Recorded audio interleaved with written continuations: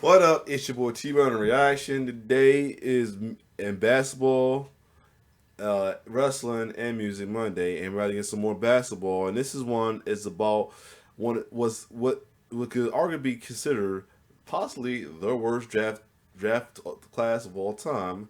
Now I mean, could and there's some that's been our debatable as well too. Now you always hear about some of the greatest debate of who is the greatest best and greatest NBA draft class of all time. What is the 1984 draft, which featured Michael Jordan, Charles Barkley, John Stockings, and many Hakeem Olajuwon, and many others, or the 2003 draft, the 1996 draft that features AI, Kobe, Ray Allen, Steve Nash, Mark Camby, Stephon Marbury, and a good amount of others, or the 2003 draft, which was consists of LeBron James, Melo, D Wade, Bosh, and many others.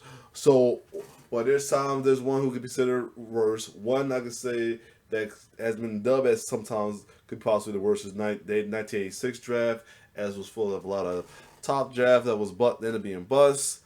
A lot of draft picks that later down to their career had drug issues, and one of the most tragic moment of the draft as one of the second draft pick Len Bias, who was drafted to the Celtics, were not even get to play the NBA, and he would die from a patent drug overdose a few days after his being drafted as well too. But the highlight of it was they had one of the best second round picks as well too, including Dennis Rodman, and Mark Price, and many others, as well as still one of the top. And they stopped picks still did good. That was Brad Daugherty, but this one could be considered the worst as only three to five notable players came from this draft down the line, and that's none other than the 2000 draft, with the number one draft pick being Kean Martin, who did pretty good, but not as great as some from other draft classes as well too. So anyway, let's see why would the 2000 draft class be considered one of the worst draft class. Well, let's get it.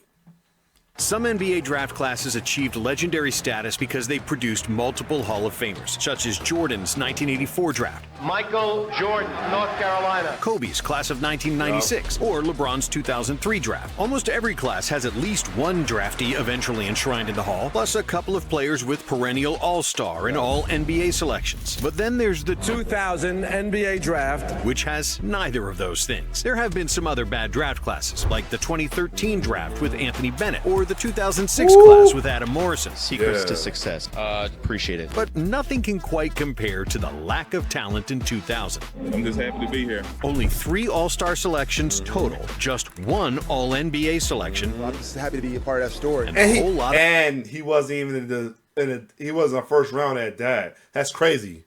Busts. This is the story of the 2000 draft, easily the worst class in NBA history. But how horrible was it really? The 2000 draft produced 3 All-Stars: Kenyon Martin, who was the first overall pick, Jamal Magloire, who was drafted 19th, and Michael Redd, who was picked 43rd. From 1984, when Jordan got drafted, until 2020, every draft averaged 5.9 All-Star players, meaning the 2000 draft had roughly 3 All-Stars less than average. If we go further back in history, the last time there were fewer than 3 All-Star players in a draft was 1952, while the 1970 and 1974 drafts had the most All-Stars, with 12. However, the 2000 draft isn't the worst by the number of All-Stars, but by the amount of overall All-Star selections. All 3 players from the 2000 draft who made the All-Star game were selected only once, and all 3 did it in 2004. By comparison, the 1996 class had 10 players that became All-Stars, but they were selected to the All-Star team a combined 67 times, which is an NBA record. The second draft class per overall All-Star selections is the 2003 draft, whose All-Stars played in 60 All-Star games, and counting. With just 3 combined All-Star appearances, the 2000 draft is the worst of all time. Even worse. Can you think about that though? LeBron is literally like the last of that draft class still playing, because Melo just retired, and Bosh and Wade retire, and many other players as part of that draft class is not playing anymore. So that's crazy, right? Worse than the before-mentioned 1952 draft, which only had. And I think the class, Paul George? One of the classes is like Paul George, and I think Paul George is like the last of his class. He was drafted, and he got players that's drafted ahead of him that's more than him as well too.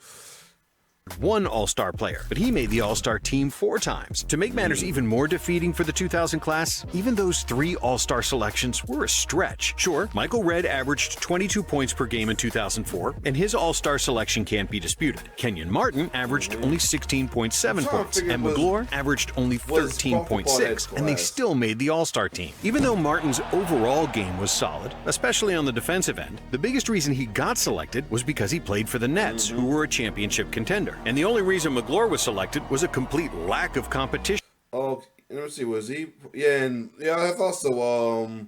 Crawford was part of that draft class, but he was a sleeper. Him and Mike Miller, the sleepers, just they didn't do as great as these 3. Well, they kind of did, just didn't make the All-Star team. Among the East centers, when the All-Stars were selected by position and centers were guaranteed 2 spots. Kenyon Martin's 16.7 points per. That's probably why they stopped doing that. And it's doing backcourt, three backcourts and 2 front court. No, two backcourts and 3 front courts as well too. You know, it ended up being looking like college players starting well too, especially with the East. So yeah, that's probably why. Per game were his career high, just like the 13.6 points were a career high for Magloire, who averaged just 7 points per game for his career, and is extremely lucky to call himself an All-Star. In fact, out of all 60 players drafted in 2000, only Michael Redd and Jamal Crawford ever averaged 20 points per game in a season, and Crawford did it only once. This class scored the least amount of points in the NBA, as only 9 players averaged double figures in scoring for their career. Just 4 players from this class scored more than 10,000 points total, and only 11 players scored more than 5,000 career points. The situation with other statistical categories isn't much better either. Most draft classes have at least 4 players who had more than 5,000 career rebounds, while the 2000 class only has 1, Kenyon Martin. Martin averaged just 6.8 boards per game, which by all means is not a huge number for a big man. And yet, Kmart still leads all players in his draft class, as only 4 players averaged more than 5 rebounds per game. When it comes to assists, it's the same story. Jamal Crawford leads the class with 4,541 career assists, and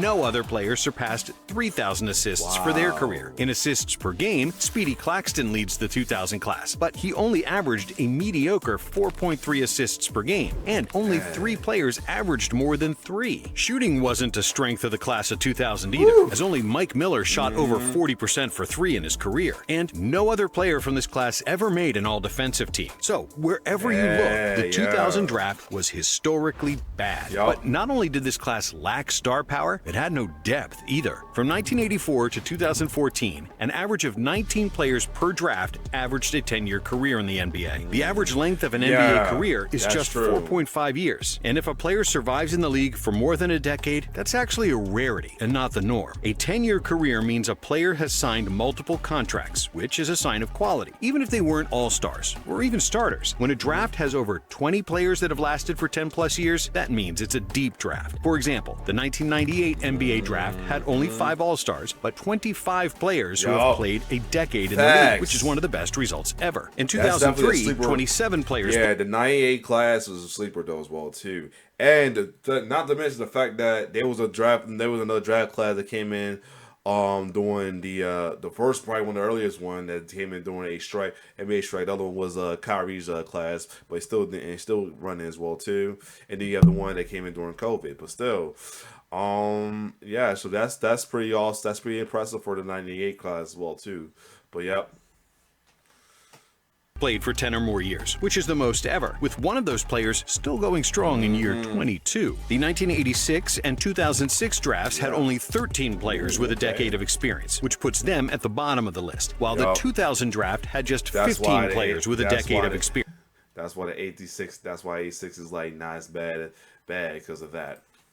With 16 players playing less than 5 years and 10 players who never even played in the NBA. When it comes to all-NBA selections, only 1 player from the 2000 class ever made an all-NBA team, and that was Michael Redd, who made the all-NBA 3rd team in 2004. As you can probably guess by now, 1 all-NBA selection is the worst result for any class in NBA history. By comparison, some other weaker draft classes, like the 2006 class, still had 9 all-NBA selections, and the 1999 draft had 7, and the 1994 class had 4 all-NBA selections. players. The best drafts, like the 1996 class, have a total of 37 Jeez. All-NBA selections, while the 1984 draft had a whopping 47 All-NBA nods. The same goes for the Hall of Fame. Each year, roughly 2 Hall of Famers enter the NBA on average, and there is at least one player in almost every draft who gets enshrined in Springfield. The only drafts with no Hall of Famers is the 1951 draft and this notoriously bad 2000 class. Of course, in the last 20 years, there are still some classes without a player entering the Hall, but that's mostly because the players are still active or haven't been retired long enough to get enshrined. The 2004 draft has Dwight Howard, who's a lock for the Hall of Fame, just like Chris Paul from the 2005 class. 2006 is not an absolute certainty, but LaMarcus Aldridge, Rajon Rondo, and Kyle Lowry all have a high chance of getting in. From 2007 until 2014, every class will certainly produce at least one Hall of Famer. In 2015, Devin Booker will probably make it,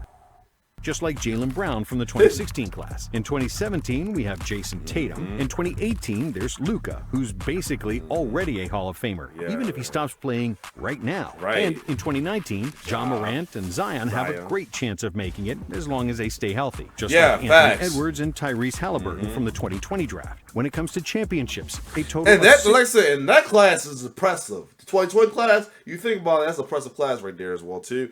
And then the 2021 class. 6 players from the 2000 draft have won an NBA ring, but only Mike Miller played a significant role in winning the title. The others were just role players, or they barely even played. But perhaps the most telling statistic of how bad this draft was is the amount of win shares. If you don't know what win shares are, the best way to describe it is that it's a statistic that attempts to divide credit for a team's success to the individuals on the team. Win shares measure players based on their offense, defense, and playing time. And even though it's a complicated formula and it favors longevity, it's a great way to value players' impact on winning for their overall career. The all-time leader in win shares is Kareem Abdul-Jabbar, who had a 273 rating, and he's followed by LeBron, who currently stands at 263, while Jordan rounds out the top 5 with 214 total win shares. I'm right. 2021 because Paolo's the one afterwards. So 2021 class is impressive too. Exactly 100 players in NBA history have amassed more than 100 win shares, and they are mostly all Hall of Famers. Players with long and productive careers, even if they never made an All-Star team, usually have a win share number over 50, and players who have modest but respectable careers have between 25 and 50 win shares. If a player has a win share number below 20, it can be viewed as having a disappointing career. Players below 10 are just obvious, absolute busts. It's probably needless to say, but the 2000 draft has the lowest amount. I think James Granger was part of that class too.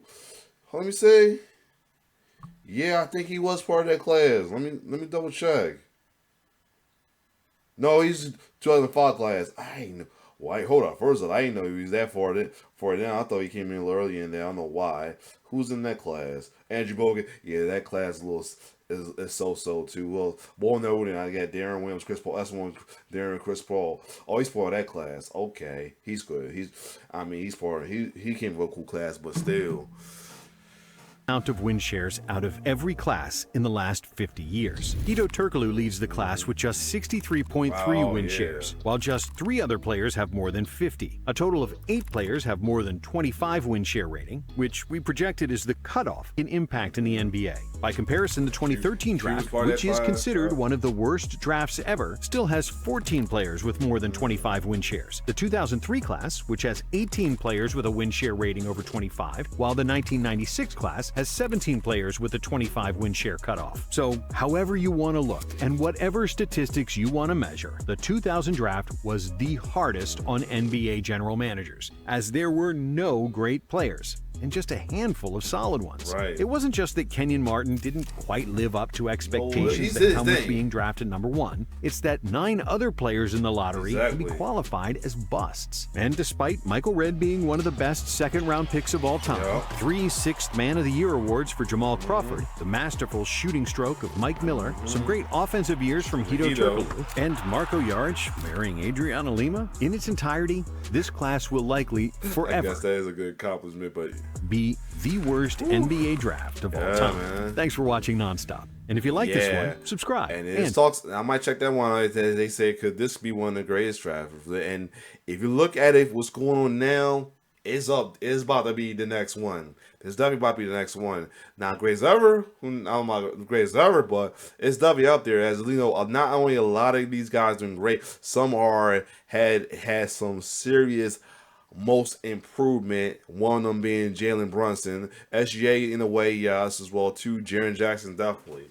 But yeah, definitely this class is definitely a good potential to be up there in as top class as well too, along with the 2020, the 2003, the 84, and the 96 class as well too. I will definitely say the 2020 and twice the 2021 got some good picks from there as well too. So yeah. So but other than that, yeah, looking back at it, that 2000 class definitely is the worst. Like I said, like the other one that's arguably could be arguably one of the worst is the 86, and I forgot what the other one they said 2013. I think it said only reason because like I said, 86. It was full with a lot of folks that was had drug issue, the tragic situation with Len Bias, and but and a lot of draft buses. But to come up was it was one of the best second rounds that did better than the first as well too. And I think it was like a record with that. Let me double check with it. The 1986 draft. Let me see NBA draft. Yep, it was let me see, successful second round player. While that it was Dennis Rodman, Mark Price, the late Kevin Duckworth, Jeff Hornacek, Johnny Newman, Nate Millian, and Dave Wingate though. So yeah, I think it was a record. It was a record with that as well too, and had a lot of international draft fee where they played that year or played later on in lieu of the RV bonus. And I was something else they said had the most drafted players that didn't play their first year or something like that. I think that's the other thing was too, like most players that didn't play later on till later as well too. And I heard something about that, but either way. No, was it that one or was it the 2000 draft that said that? Let me look at. I could be wrong, but I think it was the 2000 draft that was like that. It was the NBA. Let me see. Yeah. But it was the last NBA draft where the college seniors was a constant, and the crazy about it was the last one where Kyle Senior was a number one draft pick as well too, and that's probably say a lot. And that says a lot right there as well too. So yeah, eight players never that selected and never played the NBA. That was the most right there. Wow. Well, other than that though, yep. That's you look by it, that is pretty bad. So other than that, if you like my reaction, like, share, subscribe my YouTube channel. It's your boy T-Per signing off. One love.